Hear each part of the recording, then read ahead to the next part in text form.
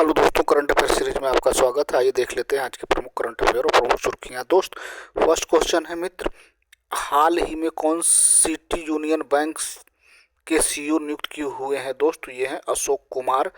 अशोक कुमार है दोस्त, option number B सही होगा। तो भारतीय रिजर्व बैंक में आरबीआई के विजय आनंद को सिटी यूनियन बैंक का नया विजय आनंद है दोस्त, आर विजय आनंद है। तो भारतीय रिजर्व बैंक ने सिटी यूनियन बैंक में प्रबंध निदेशक नियुक्त किया गया है, मंजूरी दे दी है दोस्त निदेशक के रूप में। स्वीकृति 9 फरवरी 2026 को पत्र के माध्यम से दी गई। इसकी नियुक्ति 1 मई 2026 को की गई है। अगला क्वेश्चन देख लेते हैं दोस्त। नेक्स्ट, विजय आनंद है। अगला क्वेश्चन देख लेते हैं दोस्त, आगे देख लेते हैं भैया। आगे,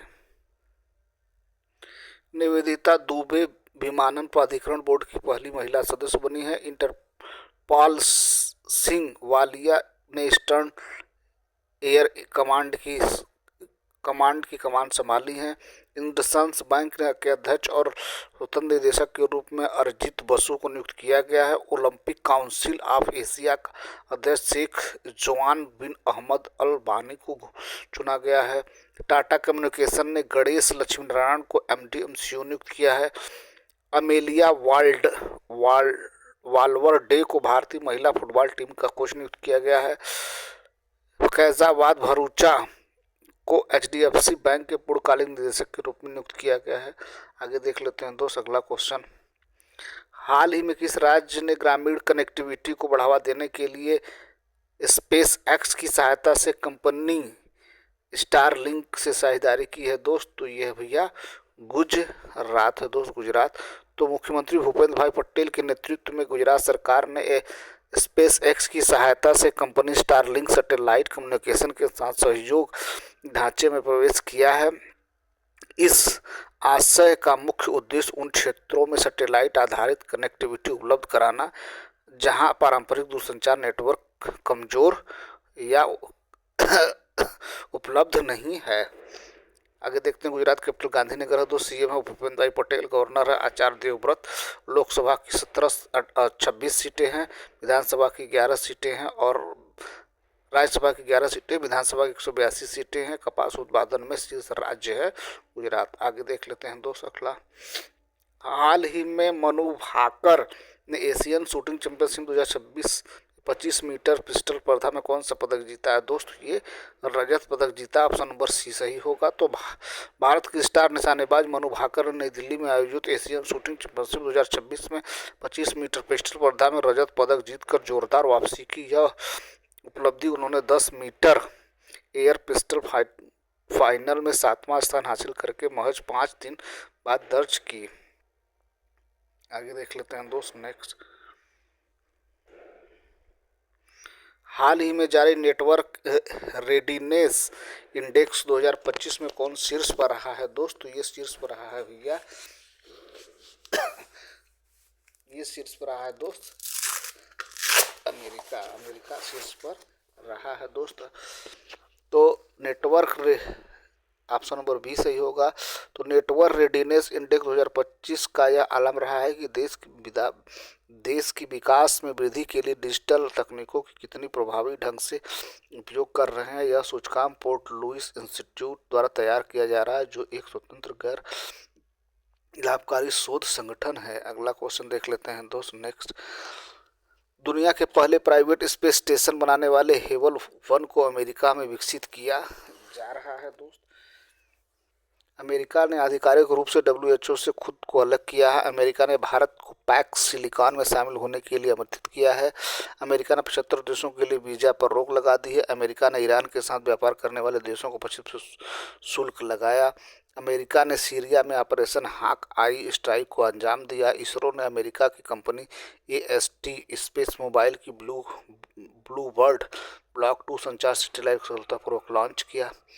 आगे देख लेते हैं दोस्तों। नेक्स्ट क्वेश्चन, हाल ही में जर्मनी आयोजित बायोफ्च 2026 की किस देश की को कंट्री ऑफ द ईयर चुना गया है? दोस्तों, ये है भैया भारत को चुना गया है, ऑप्शन नंबर सी सही होगा। तो जर्मनी न्यून वर्ग आयोजित जैविक उत्पादों में विश्व के अग्रणी व्यापार मेले बायोफैच 2026 में भारत को प्रतिष्ठित वर्ष का सर्वश्रेष्ठ देश सम्मान प्रदान किया गया। यह सम्मान 14 वर्षों के बाद वैश्विक जैविक कृषि के केंद्र में भारत वापसी का प्रतीक है।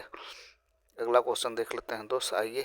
भारत की पहली LNG diesel dual fuel diesel electronic multiple unit DEMU train Ahmedabad में शुरू की गई। भारत 95 देशों को जोड़कर पहले वैश्विक बिग कैट शिखर सम्मेलन की मेजबानी करेगा।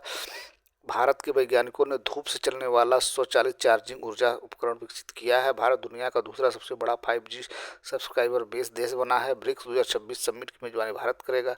भारत का पहली बार बीमर ट्रायंगल कूटनीति में शामिल हुआ है। भारत ने हवाई खतरों से निपटने के लिए मिशन सुदर्शन लॉन्च किया है।